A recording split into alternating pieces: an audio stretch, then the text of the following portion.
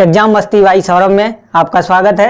और हम लोग इस क्लास में प्रश्नावली 8.1 को स्टार्ट करने जा रहे हैं। हमने पिछले वाले वीडियो में फार्मूले इसके जो भी थे सब बता दिए हैं इस पहली एक्सरसाइज के लिए, और दूसरी वाली एक्सरसाइज के लिए फार्मूले तुम्हें हम नेक्स्ट वीडियो में दे देंगे। यहाँ पर हम लोग पहले एक्सरसाइज को सॉल्व कर लेते हैं। तो एक्सरसाइज के लिए सबसे पहले 8.1 का पहला क्वेश्चन आज हम लोग देखने जा रहे हैं। इस पहले क्वेश्चन में क्या दिया गया है दोस्तों, त्रिभुज एबीसी में देखिए हमने एक त्रिभुज एबीसी तैयार कर लिया है, ABC।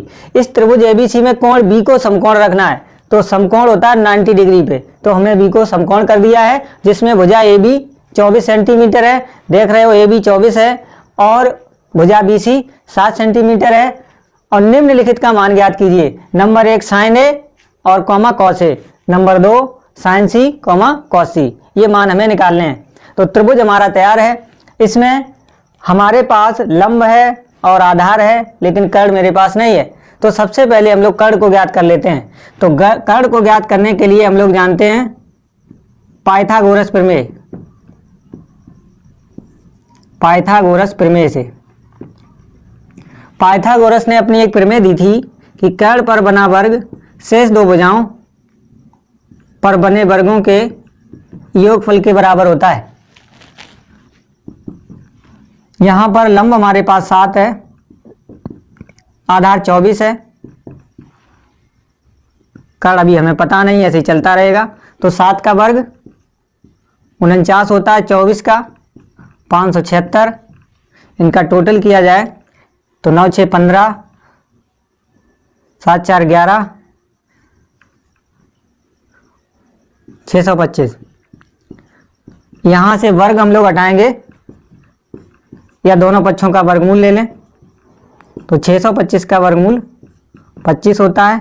तो यहां पर कर्ण हमें 25 सेंटीमीटर मिल चुका है। जब हमारे पास तीनों भुजाएं हो चुकी हैं, अब हमें चाहिए नंबर 1 साइन A। इसका फार्मूला हमने तुम्हें पिछले वीडियो में पढ़ाया था। साइन A इक्वल टू लंब बटे कर्ण, या हम लोग ऐसे भी इसको फार्मूले को लिख सकते हैं, कोण A के सम्मुख भुजा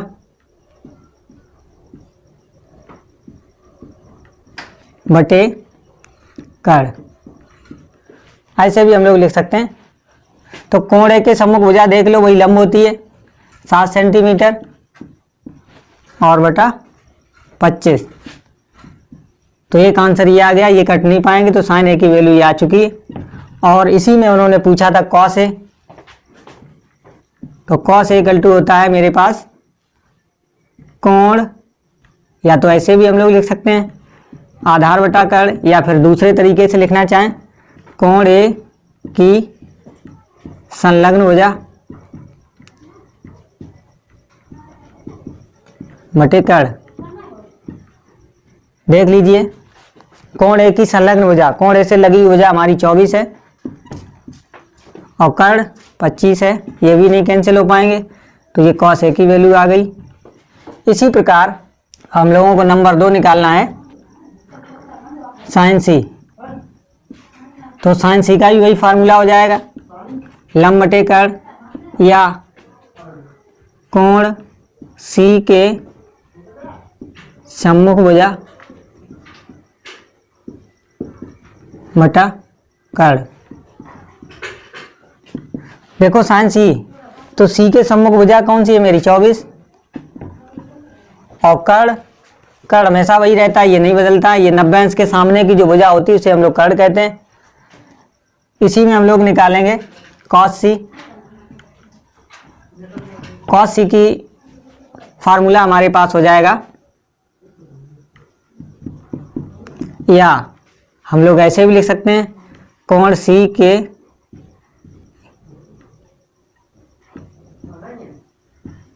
संलग्न भुजा बटे कर्ण। तो कोण C के संलग्न भुजा हमारे पास है 24, नहीं 7। कोण C के संलग्न भुजा, देखिए ये सी के लगी हुई जो भुजा है वो हमारी 7 सेंटीमीटर है और कर्ण हमेशा 25 रहता है। तो इस तरीके से हमारे सभी आंसर आ चुके हैं। तो पहला क्वेश्चन कंप्लीट हो गया है। अब हम लोग सेकंड क्वेश्चन की तरफ चलते हैं। देखो एक्सरसाइज 8.1 का ये क्वेश्चन नंबर 2 है। इसमें आकृति 8.13, ये हमें आकृति 8.13 आपको दी गई है। इस आकृति में tan p minus cot R का मान ज्ञात कीजिए। इसका हम लोग हल देखेंगे, सॉल्यूशन इसका करें। यहाँ पर tan p कॉट आर के लिए हमें सभी तो भुजाएं पता नहीं है। एक हमें पी क्यू पता है और हमें पी आर पता है, लेकिन क्यू आर हमें पता नहीं है। तो इसके लिए हम लोग पाइथागोरस प्रमेय का प्रयोग करेंगे। पाइथागोरस की प्रमेय से, पाइथागोरस ने अपनी प्रमेय ये दी थी, कर्ण स्क्वायर बराबर लंब स्क्वायर प्लस आधार स्क्वायर। यहाँ से हम लोग आधार निकाल लें तो आधार स्क्वायर इक्वल टू क्या निकलेगा, एल स्क्वायर, इधर पक्षांतर कर दो। कर्ण मेरे पास है 13,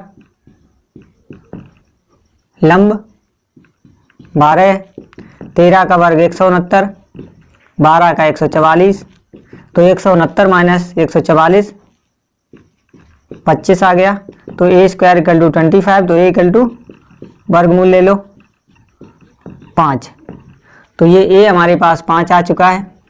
अब हमारे पास सभी भुजाएं हो चुकी हैं। उसके बाद हम लोग क्वेश्चन का हल कर देते हैं। पहले हम लोग tan p का मान निकाल लें। तो tan p इक्वल टू क्या हो जाएगा, फार्मूला होता है लंब बटे आधार या फिर कोण P की सम्मुख भुजा बटे कोण P की संलग्न भुजा।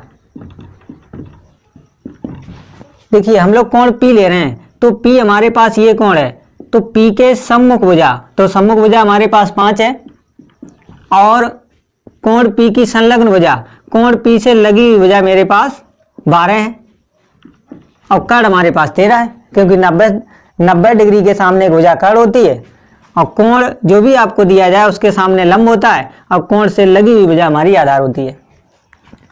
इसी तरीके से हम लोग, हमें कॉट आर की वैल्यू पता करनी है, तो कॉट ए का फार्मूला हो जाएगा आधार बटा लंब कोण आर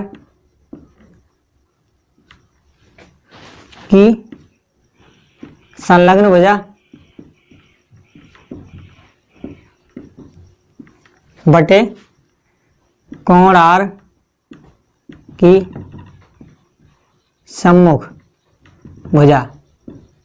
इनकी माप देख लो।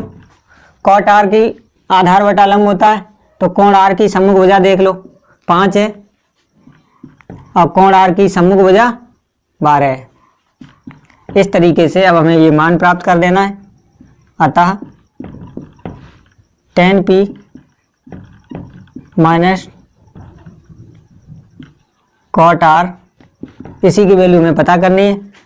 तो tan p का मान हमने लगाया 5/12 और कॉट आर का 5/12। ये दोनों संख्याएं समान हैं, तो समान होने की वजह से इनका मान कैंसिल हो जाएगा और इसकी वैल्यू 0 आएगी।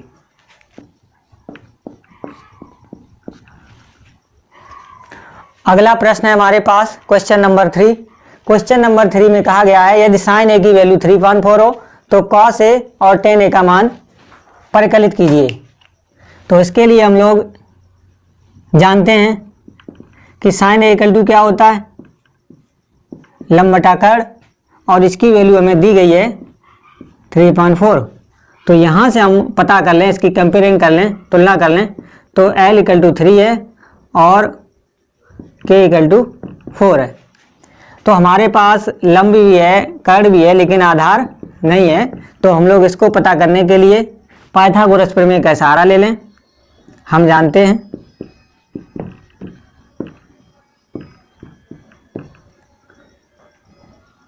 आधार स्क्वायर इक्वल टू कर्ण स्क्वायर माइनस लंब स्क्वायर। कर्ण की वैल्यू हमारे पास 4 है और लंब की वैल्यू 3 है, 16 9, 16 में से 9 कम हो जाएंगे, 7। हाँ, तो आधार स्क्वायर इक्वल टू कर्ण स्क्वायर माइनस लंब स्क्वायर। तो कर्ण की वैल्यू मेरे पास 4 थी, 4 लगा दी, और लंब की वैल्यू 3 थी। तो 4 का स्क्वायर 16 होता है और 3 का स्क्वायर 9 होता है। तो 16 माइनस 9 इक्वल टू 7। फिर यहाँ से आधार पे यहाँ स्क्वायर चढ़ा हुआ है, इस स्क्वायर को हम सेकंड साइड में भेजेंगे तो यहाँ 75 हो जाएगा, वर्ग का वर्गमूल हो जाता है। तो 7 का वर्गमूल नहीं होता है, तो इसलिए आधार हमारे पास 7 ही रहेगा। तो हम इसी हिसाब से अपना एक फिगर तैयार कर लें।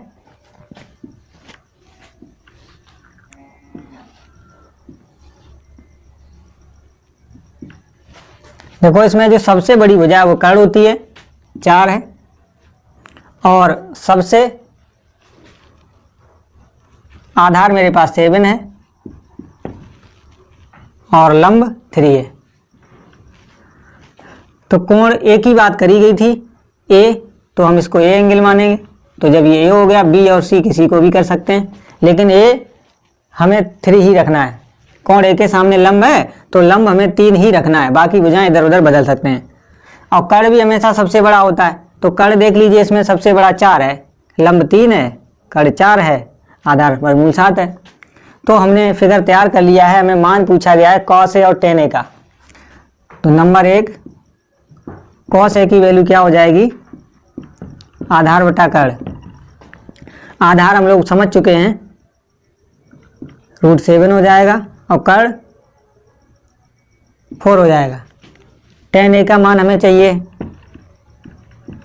तो tan a का हो जाएगा लंब बटा आधार।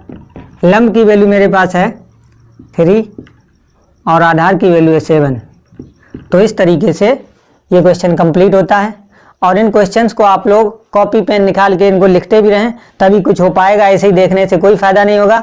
इन क्वेश्चंस को आप लोग कॉपी पेन निकाल के नोट करते रहें। अब हम लोग प्रश्न नंबर 4 पे आ गए हैं। प्रश्न नंबर 4 में कहा गया रहा है कि यदि 15 cot a = 8 हो तो sin a और sec a का मान ज्ञात कीजिए। तो 15 cot a बराबर 8, तो cot a बराबर 8/15।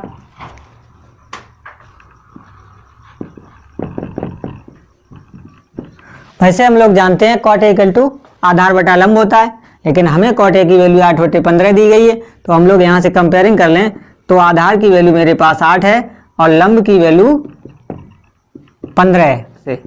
तो कर्ण स्क्वायर बराबर लंब स्क्वायर प्लस आधार स्क्वायर। तो लंब की वैल्यू है 15 और आधार की वैल्यू है 8। तो 15 15 में 225, 8 का 64।